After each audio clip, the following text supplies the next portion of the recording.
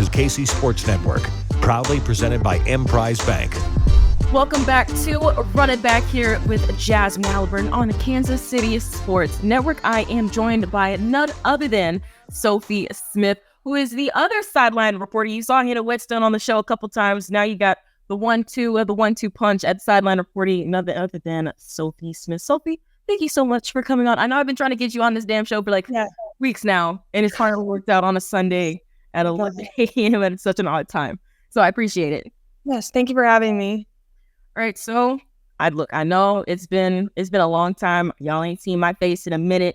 Been about 2 weeks since I recorded another episode, because thing is, I just moved. I'm no longer in Amarillo, Texas. I am now in Columbia, Missouri. So depending on what K-State fan you're talking to, that may or may not be worse.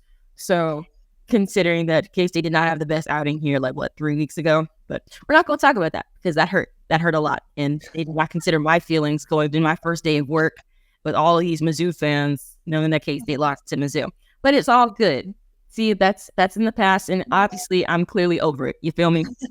But what we're going to talk about here, Sophie, K-State soccer, they had a really rough stretch. They had a really, really rough stretch. I think they lost 4 straight games by 2 goals. They haven't scored a goal. I want to say 5 or 6 games. And they were pretty much winless for an entire month. Their last non-win was, of course, they had a 1-1 draw against Cincinnati to start Big 12 play, and then they were 1-1 draw against Creighton. That they did not have a win since August. That is really over a month before they had another win and getting another win in the win column, until Houston came to town and K-State was able to get a 1-0 win against Houston. And that's crazy, because Houston, I think they were 1-4 in the Big 12 coming in, but they were 7-. They're a good team.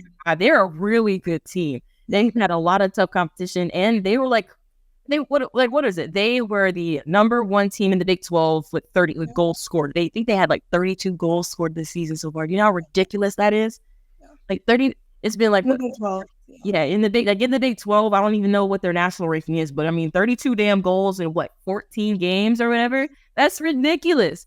That the fact that they were able to have those kind of numbers, they didn't get a single goal against this K-State team. And Sophie, we've kind of noticed the past few games, and probably the past couple games that you did on the sideline for soccer, Coach Dabini has been playing a lot of freshmen. Yeah. A lot, because you kind of have no choice. When you have more underclassmen than upperclassmen, comes sometimes you're a little bit shocked. You got to play younger players, and that has worked out really well, especially earlier on in the season. And I know this 1-month stretch has been tough, but I know I'm kind of noticing Coach Dabini, he's in his mad scientist era right now. And because of how much he's experienced putting these freshmen and he's starting freshmen. We talked about how deep their roster is, and they had a really, really good recruiting class this year and really good recruiting class last year, right? So obviously you need to play your best players. And I know a lot of the older players who were really good for them last year, who are sophomores, juniors now, and a couple of transfers, one being Kieran Singh, who has really been beneficial and one of the few seniors on this team. But he's kind of I don't want to say putting them in the back seat necessarily. He's just experimenting to see what works. You know what I mean? By starting these freshmen, When it's a completely new team too, and they're so young, and I feel like there comes a time and point where you just have to throw them out there and see what they can do. And ballsy coming from doing it with this Houston team, but it worked out in their favor. Yeah, and it's crazy because I need to expand a little bit more on why it's being kind of a mad scientist. There's a thin line between insane and genius, and because of this experiment in a really tough Big 12 conference where anybody can get it any night, and unfortunately K-State has been in the wrong end of those, but they still have that capability. But it's just they're a young team, and not as experienced as some of the other teams that has a butt ton of upperclassmen, and honestly been running the joint for a couple of years now. We're still at that really young phase, and it's just going to keep going like that until they really figure it out. So you have all these different it's not like a roster turnover. What I'm trying to say, the starting line mixed up. You're because you started last week, it doesn't mean you're going to start this week. And I think he just wants to see what's going to work. Sometimes it works good, and when it worked good early in the season, and this fast stretch hasn't been working well, that's why he's just pushing and plugging different players in the roster and a deep bench. But something that was I'm not calling it crazy, but I'm calling it like, once again, this is some mad scientist stuff. Jazsmin Brown moving to midfield. Yeah. I'm like, wait a second, because I think she's been in midfield what 3 games now, I want to say. And so I'm like, wow. So you're moving one of your best defenders, probably one of the top defenders in the Big 12, and moving her out of her comfortable center back spot and moving her to midfield, position she has never played before. I was seeing like, okay, if this works, this is going to be great. They know we don't expect it to necessarily probably not work this season, like the fruits of their lip maybe won't show this season, but when she's upper class, when she is junior, when she's a senior, and she's more comfortable in that midfield role, then bro, you might have something cooking. I know this experimental moment, you gotta know it may not look pretty this season, even though they still have a chance to like make the Big 12 tournament, which is their ultimate goal, just because this conference is a gauntlet. I think they're like, well, if they won against Houston, I think they have what?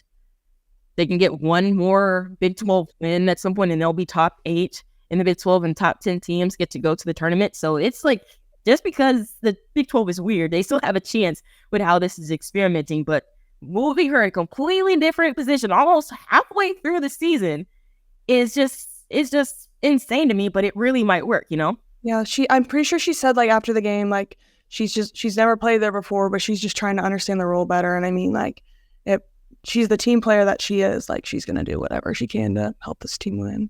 Exactly. And honestly, because I know she's moved in more like a defensive midfield role, because like baby steps now, you know what I mean? But I guess this giving her that opportunity to be more of a presence offensively as well, because she's not in the mix when they're attacking. She's only in the mix on set pieces. Obviously, she's one of the tallest players out there at 5'10".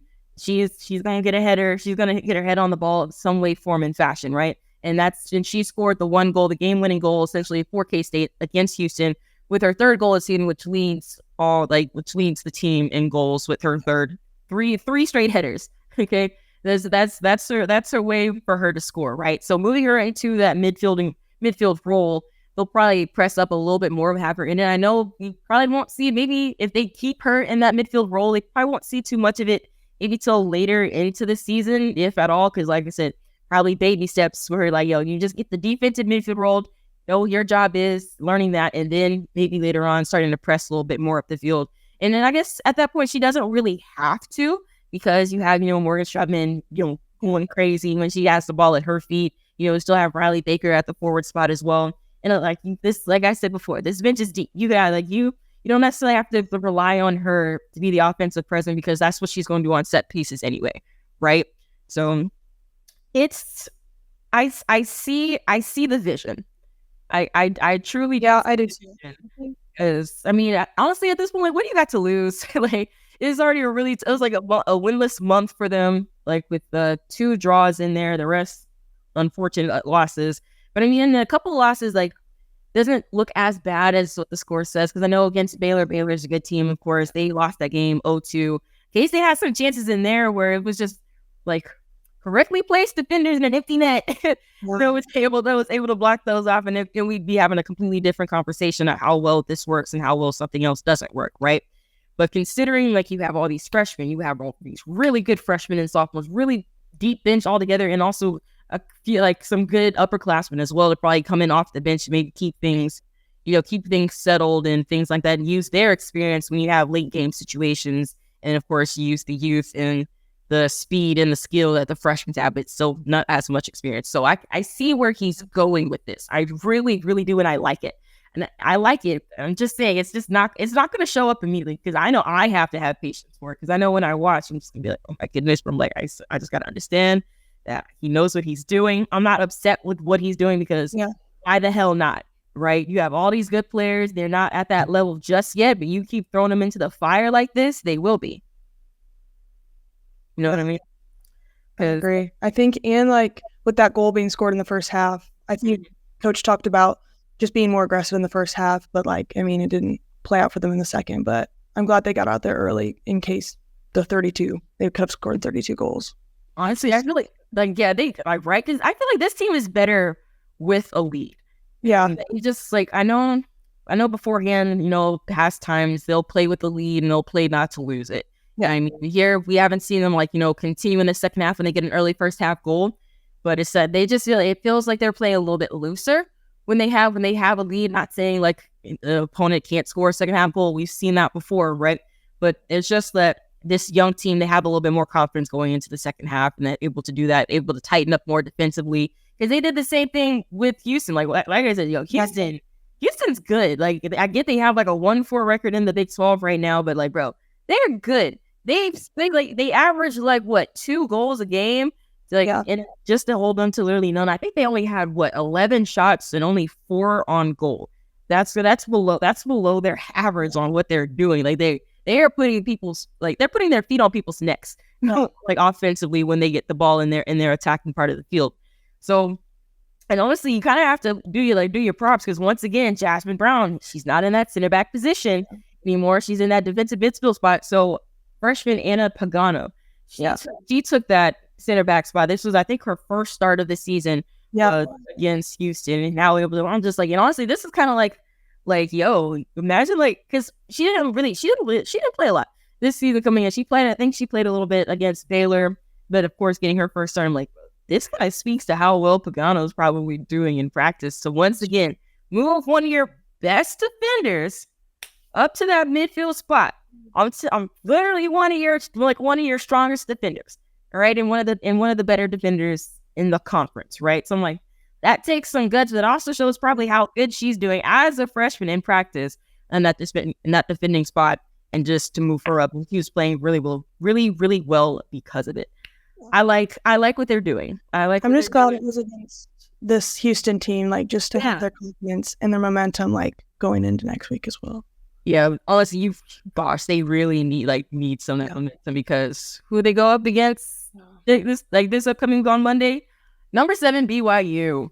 Yeah, we know how good they are. BYU, we've been new. As soon as they the conference realignment and stuff like that, BYU has been, their soccer program is good. Yeah. They are really good, and they go to Utah for this. Don't know how this game will go. Don't know. You just hope that. See, I'm not prepared to lose. I'm not saying that I'm prepared for KC to lose, but more so just can't be surprised. It's by some chance they really hang in there, maybe get like a 1-1 draw or a 0-0 draw or something like that. I'll go crazy. Okay. I would go crazy, but to expect that top 10 team, number 7 team, number 1 team in the Big 12 right now, we don't know. We don't know. We don't cross our fingers, and we gonna hope for the best. Right? Because, but still, we gonna keep the faith. We gonna keep the faith. All right. More thing you want to keep the faith in is none other than Home Field Apparel. I got this really snazzy hoodie that I got from Home Field Apparel. It's getting cold, y'all. I know y'all need to get your hoodies. I need to get your hats. I need to get your gloves. I don't even know if they have gloves, but maybe they will at some point. Either way, I don't care. Go get you some purple gloves with Willie the Wildcat on them or something. I'm dropping this little idea for Home Field Apparel if they want to spot some gloves. I'm just saying they don't got to. I'm just putting it out there. But everyone, please get you a hoodie, get you a hat, get you something, because Home Field Apparel got you covered. We'll be right back. Thanks for listening to KC Sports Network. Make sure you download our new app. Find it on the App Store or Google Play. Just search KC Sports Network. Welcome back to Run It Back here on the Kansas City Sports Network. I am Jazsmin Halliburton, and none other than with me today is Sophie Smith, one of the 1-2 punch at sideline reporting for all K-State sports. Once again, Sophie, thank you for coming on. And if you missed the first half of this episode, we talked a little bit about K-State soccer and their mad scientist era of Mike Heaney at the moment, with all these type of experiments with the freshmen and underclassmen and the defense that they have, and moving Jazsmin Brown from her center back's position up to the midfield spot, a position she's never played before. But once again, there's a thin line between mad and genius, and right now I see the vision. That's all because I see the vision of Mike. We see it immediately? Probably not. We probably won't, but eventually, if it happens, it's gonna be dope, considering the freshmen and the underclassmen that is on this damn team. You feel me? So we talked about all that, and now, Sophie, we're gonna talk a little bit about K-State volleyball with Jason Halliburton getting his first top 25 dub as a new K-State head coach. So applause. That was against number 18 Baylor. And Baylor has been kicking out behind for a little bit now. I think they had 10 straight wins against the Cats. Wow. Before going in on Thursday, where the Cats won that one in 5 sets. This is a tight game, bro. They won the first 2 sets. K-State won the first 2 sets, 25-18, 25-14 in a fairly dominant fashion, right? And then they dropped the last 2 sets, but they were really tight, though. They dropped the last 2. They lost 22-25, then 21-25 to get it into a 5th set for K-State, won 15-13. So last 3 sets were tight. We're tight as hell, tighter than a 300-pound man wearing a baggy Gap shirt. Okay, that's how it was. And I was just like, oh my God, because I get it's frustrating. I'm like, oh, y'all just win 1 set, just win one more set, pushing it to 5 sets away at Baylor, number 18 team in the country. I'm like, please, for the love of God, just finish them already, right? But either way, it doesn't matter when they got it done. It's the fact that they got it done in the first place, right? Well, the trend of K-State so far has been winning in the first set, and Jason has talked about how important that's been and how it needs to start being consistent, and the fact that they were able to do it back to back, win the first and win the second. I think that really shows something, especially being on the road and against Baylor. Exactly, because I know I talked about in one of my earlier episodes, when they get a really good start, that's when they're real tough. Because I think after their first game against Baylor on Thursday, I think they are 7-0 when they win the first set. Yeah, 7-0 when they win the first set, and I think they're 2-6 when they drop the first set. Hopefully I did that math correctly at some point. Either 2-6 or 2-5. One of those things, right? So clearly, what they want to do is win the first set, obviously, right? And they were able to do that. And in this game, it reminded me of TCU, because as I was watching TCU once again, I was in at least the second game against TCU. The first game, I don't fully remember because that was 3-4 weeks ago. Either way, it was not a great game for them. It was not a great game for them that first game against TCU. But the second game was once again another tight game. Once again, I'm going to use that analogy: 300-pound man, baby Gap shirts. That's how damn tight it was against TCU. But I'm like, gosh, it had me sweating. I was kind of rocking back and forth in my chair, oh my God, okay, we deserve this win. They deserve this win. Yeah. At that point in time, they did not have a win against a Power 5 team. Yeah, they played Nebraska, didn't win a set. Actually, they haven't won a set really against the Power 5 team before TCU. They lost straight sets to Nebraska. They lost straight sets against Rice. They're not Power 5, but they're still American Conference. I'm still counting them, right? And it just wasn't great. So I'm like, bro, they deserve this win. They deserve this win. They have to, and they were able to get and they pull it out in very dramatic fashion, at least to me, against TCU. And how they played against Baylor, it kind of just reminds me. I'm like, bro, you can see the steps that they are taking to get good. I'm like, because I feel like I'm talking to them like they have a losing record. That's not the case. They're 9-6, and after beating Baylor, splitting the series against Baylor, they're 3-3 in the Big 12. They actually lead Baylor in Big 12 standings. I want to say they're maybe 7th in Big 12 standings right now. So that's where they're at. I'm like, bro, okay, you're 9-6, about halfway through the season for first year head coach. Y'all looking good. They're looking good, and especially in this, because you can see their confidence building. It's just they need to, in a way, keep that confidence going, or what's the right word I'm trying to see here? Because they won the first set, really dramatic fashion. It took 5 sets to it, and then the second game against Baylor, they dropped that one. They're just, I guess, I don't want to say they're exhausted. I know Coach Mansfield, he's saying it's that mentally, physically, it's a lot to after the dramatic win the first game and to move it to the second game. In a way, they'll probably fix that throughout the season. But still, when you play back to back standings with the same team, they adjust. They know what shots you're hitting, what shots they're hitting, and they're obviously gonna go back, adjust, and win the next set. And bro, this Baylor team is good. They're of course number 18. They came in 7-6. I want to say their record really wasn't good, to be honest, to be number 18, but they're better than their record shows, because I wrote this down. Like, they had 6 losses coming in, and 4 of their 6 losses were to top 15 teams. Okay, that's what it was. Like, this Baylor team is like, oh no, it's a drop off. They're not as good as they once were. And like, no, bro, they're still good.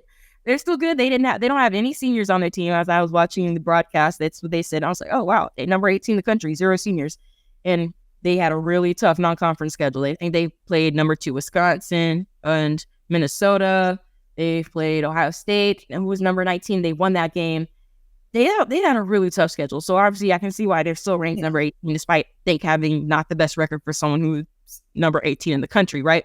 So this is still a really good Baylor team to come in and pretty much catch them off guard, low-key, on how they do it, because Aaliyah Carter, she ended the game, I think, a match high with 19 kills, Shaylee Meyer, 14 kills, Anaya Clinton, 10 kills. So that's 3 players, double-digit kills. Shaylee Myers had 5 blocks, Clinton had 5 blocks, then Brenda Schmidt, who I am really surprised about. She's gotten a lot of playing time this year, and I know, and she's gotten so much better every single match. Because I know beforehand, like, they were running a 5-1, and she really wasn't getting in. Her and Anaya 5-1, then they switched to 6-2, and then her and Sydney started switching in the middle.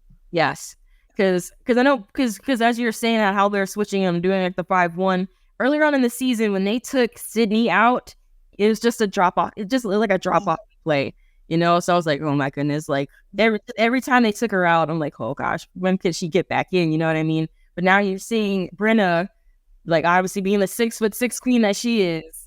That height in the middle is really helping. It is huge because her and Sydney both. I think Sydney's like maybe 1 inch shorter. I think she's 6'5".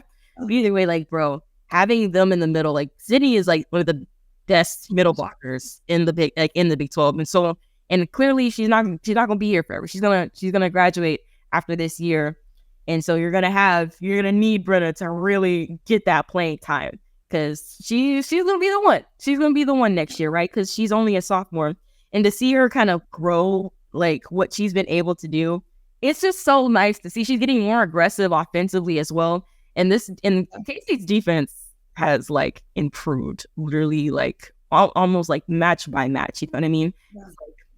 Because you're on the sidelines for a whole lot of it. You're in the huddles a whole lot of it. What are you hearing them talk about possibly defensively on how they get better on some of this?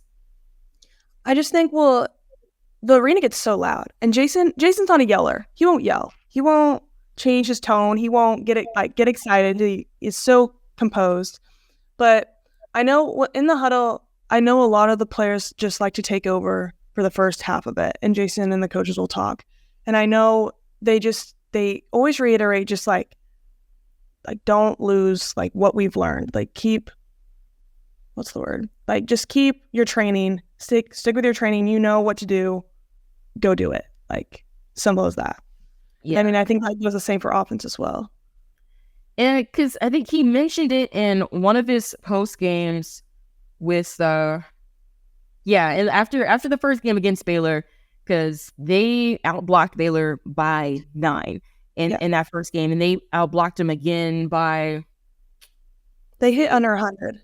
Yeah, they hit under 100, like, because even then earlier on in the season, like, their defense, man, you know what I mean? They had, like, unless you're, Sydney in the middle, no one else was really getting a whole lot as far as blocks goes. But they had like 12 blocks in that first match against Baylor. I see, like, defensively they're moving a lot faster. They're being like more decisive. They're in their better positions to get digs, and it's just crazy to see. Like, I don't know, you know a lot more about volleyball than I do, but seeing more so from earlier on in the season how their defense was to what they are now. This I feel like this is rapidly improving in such a short amount of time, you know? Yeah. I mean, the season's not very long, especially with conference play. Mm-hmm. They're playing back-to-back games. And playing back-to-back still, and it's still kind of moving on towards, like, because after that first game, the confidence, the speed that they were playing out, and once again, a tough opponent, because TCU wasn't ranked, but I feel like they were, like, borderline. Like, they're, like, borderline being ranked when K-State played them at home. And then moving on to, of course, Cincinnati. I think we lost that game in 4 sets, I want to say. So once again, kind of like keeping that momentum. Yeah, like he kind of keeping that momentum after you have a really big win against TCU, then moving on to the next game and kind of unfortunately drop that one. And then same thing here against Baylor when that first set struggled keeping that momentum and release that first game against Baylor, then keeping that momentum into the second game against Baylor, right? It kind of, I'm sure that's something they'll work on as the season goes, and probably even more so as, Coach Mansfield still be the coach of K-State, right? So that'll improve considering how rapidly everything else is improving, like you said, in just a short season, Sophie. So that's going to be interesting on how they do, because they get another ranked matchup. They play Iowa State, on Wednesday. That's going to be at home. They're 25 ranked. I haven't watched a lot of Iowa State matches, but I just know, like, bro, everyone's ranked for a reason. Yeah. You know what I mean? But now you see, like, y'all have the ability to beat a top 25 team. Yeah. Okay. I guess, at least in my mind, like, if you can beat 18th ranked Baylor, what's stopping you from beating 25 ranked Iowa State? Right. And what they have to do on them doing that. And it's crazy to see, because even more so defensively as well, because Aaliyah Carter, she's not gonna leave the floor. Obviously, like, your best player. She's not leaving the floor at all. And I think that emphasis is, I guess, to piggyback more on that defensive stuff. Her play in the back row, because she got another. She's had how many double doubles this season so far? I want to say 3? Yeah, a little over 3 or 4. Yeah, 3 or 4 double doubles so far this season. Obviously, she's gonna get kills. Like first and foremost, she's gonna get hers. All right. But what she's doing in that back row, right? So I see her improving more so defensively in the digs. Once again, like I'm saying, defensively all over everybody. They're moving faster. They're in better positions to get digs. And she's been one of those bright spots to me in that back row. Yeah. And her ability to also pass then transition out and still do it at full speed. It's exactly. And it's crazy because I know that some things, of course, will get better. Like I said, that momentum, and talking about that game 2 against Baylor. The numbers, like, we lost in 4 sets, but the numbers were very, very similar. Like, Baylor had 57 kills, K-State 52, Baylor 22 errors, K-State's 20. The K-State had 143 attempts, Baylor's 148. The hitting percentage was pretty much similar. K-State's hitting percentage was 224 to Baylor's 236. Points was separated by 3. Assists 50 to 51, Baylor's advantage. Like, these numbers are like right there. But I guess the one thing that was really like the gut punch to K-State is that Baylor had 7 aces to K-State's 3 aces. Which is tight. Once again, like, this is like tight competition. These are tight sets, and numbers, bro. They're literally. I got to talk to Jason about surveying, and I mean. I talked about his errors a lot, and he just said, the errors really don't matter unless you're being aggressive. If the ratio from 1 error to 1 ace is similar, then if you're still being aggressive on your serve, then, like, an error is going to happen. Mm-hmm. Yeah, that just seems like that's like the only, I guess, kind of like defining, because obviously it still could have gone either way, because that first set, once again, another one, tight as hell. Baylor ended up winning that 29-27, and then set 2, 20-25, and then K-State won the third set 25-16, and then, of course, a little bit of the bigger margin for Baylor winning 25-17 in that fourth and final set, right? So these are like, literally a matter of points. If the point just went this way, if the point just went that way, once again, a different conversation of how game 2 would have gone, and they would have gone in possibly to even sweep Baylor in their own gym, right? And it would have been crazy. It would have been something completely different. And that whole thing about carrying the momentum after an emotional win to the second game, we wouldn't be talking about that. We wouldn't. And I'm not saying like it's going to be like end all be all. I'm not saying that at all. Once again, this is this is his first season as a head coach. Very, very first, right? And he's very experienced in doing this. So I get it. This can't fix everything all at once, but I think it's going to get fixed later on in the season, right? So it's just one of those things like, girl. Say that again? I think they're going to peak at the right time.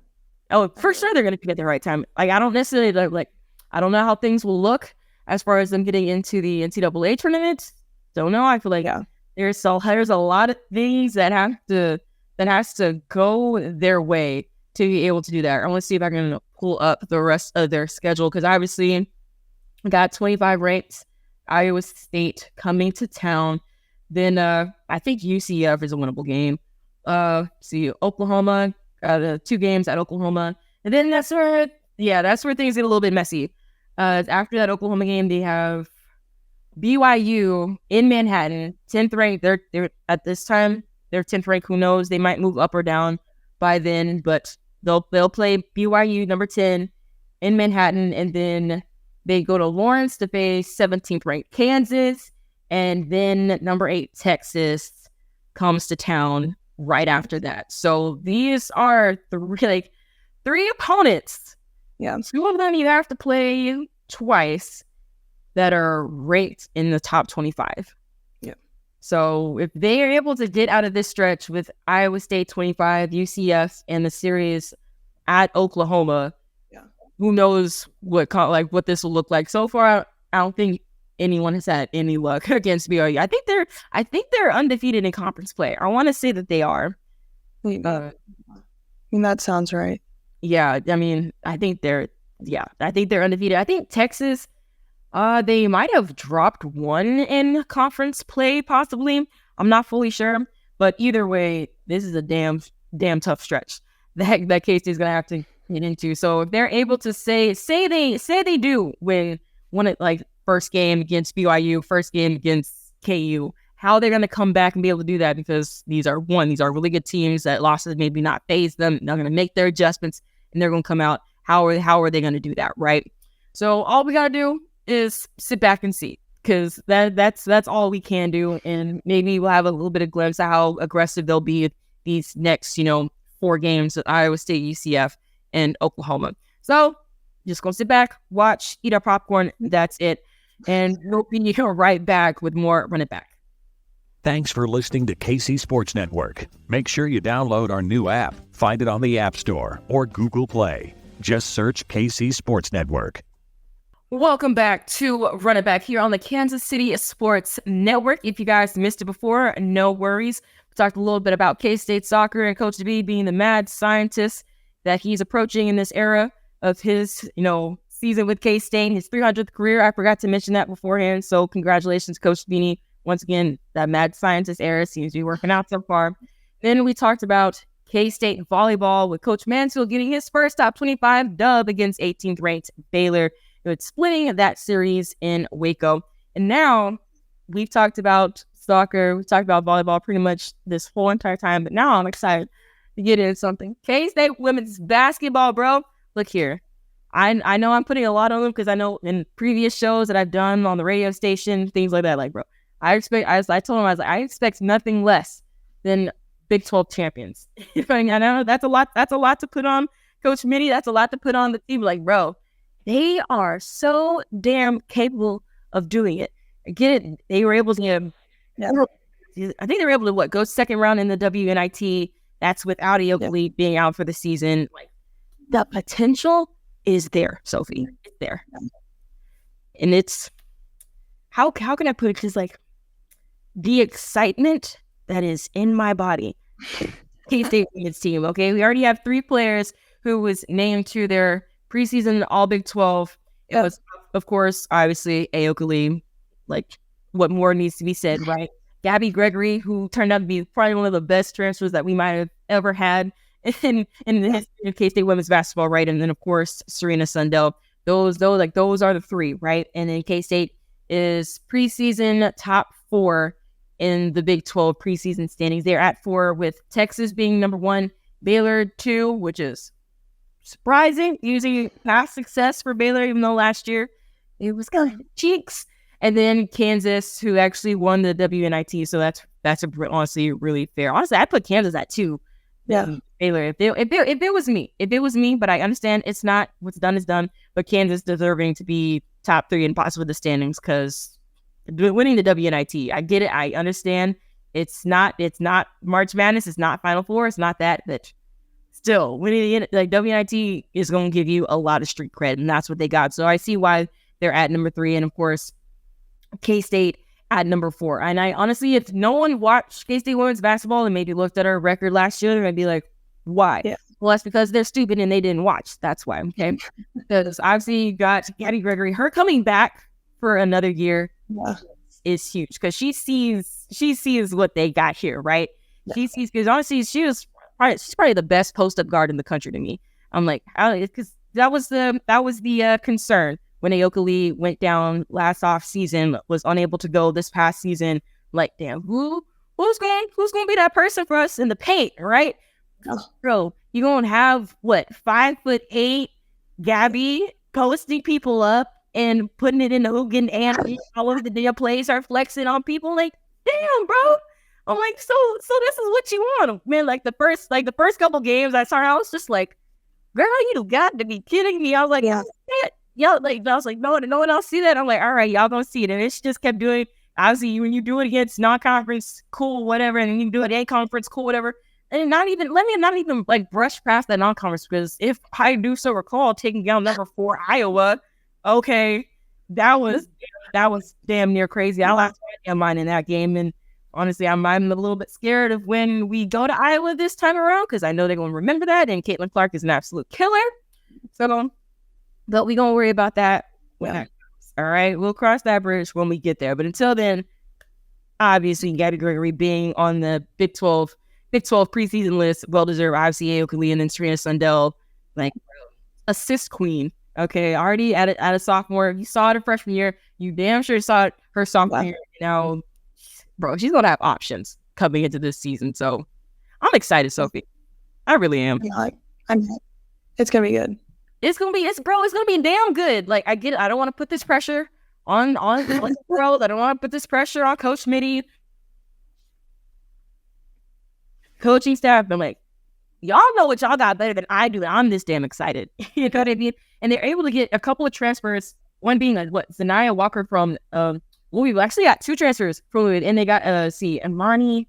Gosh, what's her last name? Amani Lester. Okay, those are 2 redshirt freshmen from Louisville that I think is going to make a huge difference. You're getting Deanna. She's from Wichita, so they're familiar with her. I think Coach Mitty actually even recruited her to come to K-State. You know, whatever happened. That Louisville don't know, had a reason to transfer. Now she's back here, and that's just going to benefit us even more. And coming off the bench, obviously, and they got a really good freshman in Terrence Sides, who I heard a lot of good things about.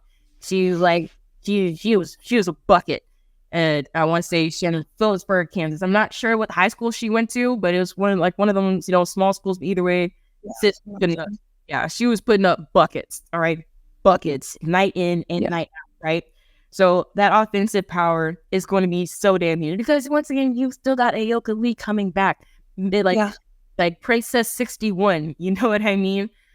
Yeah. To have her is going to be absolutely insane. So. I think a lot of people don't know just because of last season, they don't know what she's already done.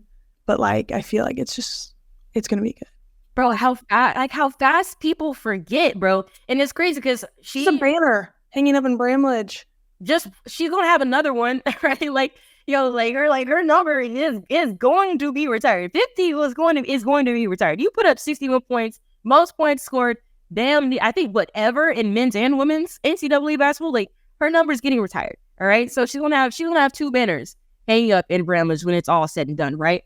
But I know here, I think I read an article. I want to say early last year when she first got injured, or at least a couple afterwards, she said after she got her surgery, her knee felt better than it's ever been. I'm like, so you mean tell me you put up a 61-piece wing dinner on flats on one leg against Oklahoma, who was ranked at that time, by the way, all right, feasting on one leg. I'm like, okay, so now, if you did all that, knowing the double queen that you were even prior to putting up 61 points, right?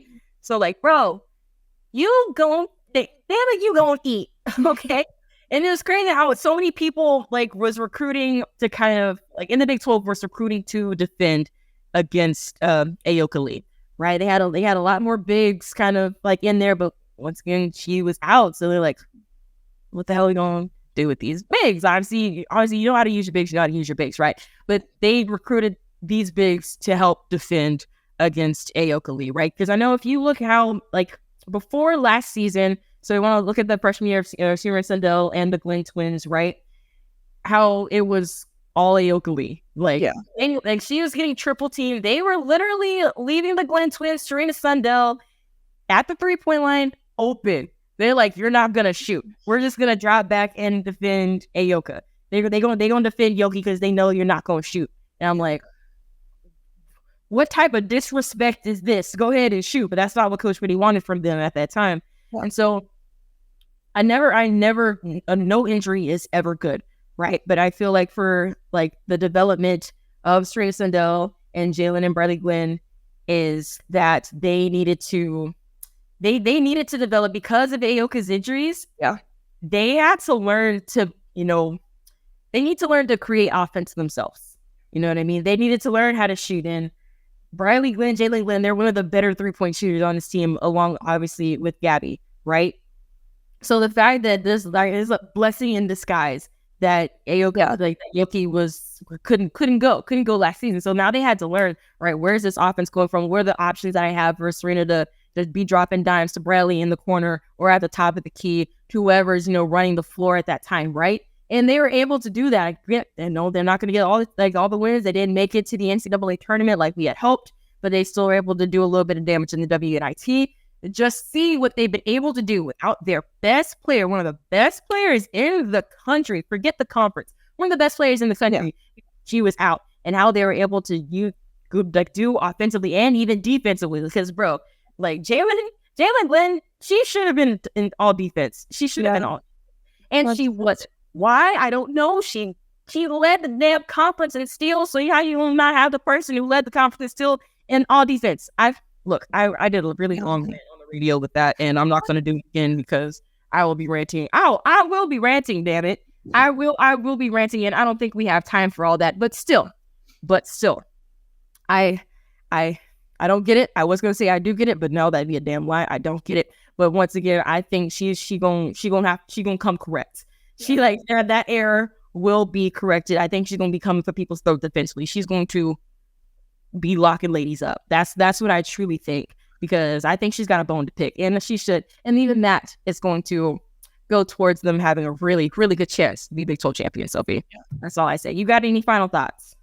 I mean, even last year, I don't think they took her injury as a setback. I think they still were like, we know what we're still capable of, and we're still going to do it. I don't think it was like a rebuilding year just because she was gone. I think, even though it was, I don't think they went into it with that mentality, but they made it to the NIT and did fairly well. Yeah, they did. They did really well. Look, I said it before already. My excitement cannot be contained. Like I will be seated on my couch at the start of the season. Honestly, I wish I was in Manhattan, because I'd be in that mug. I will literally be courtside, screaming and doing all my antics like I normally do, and I don't have to hold it in because I wouldn't be sideline reporting anymore. So you gotta hold that mug in. Yeah, 3 years. Yeah, there you go. So you'll be good. You'll be good at it by end of year 3. It'll be all right. But shoot, when they played Iowa at home, girl, yeah, honestly, I'm just glad that I was on the end of the court where K-State bench was and not where Iowa's bench was, because I feel like I couldn't even smile. I couldn't even smile. I'm like, bro, we barely going toe to toe with the number 14 right now with Caitlin Clark. Yeah, bro, we held Caitlin Clark to 24 points. You know how crazy that is? 24 points is a lot of points, but when she was dropping 40 and 45, 50 in the tournament, I'm like, bro, I'm just telling you, we held her to 24, and I want to say 12 of them was from the free throw line. Okay, so that's still once again, it's gonna be a large task to replicate that with them in Iowa. But like I said, we'll cross that bridge when we get there, and they do, and they honestly, and they want to do, and they want to go crazy and do it twice.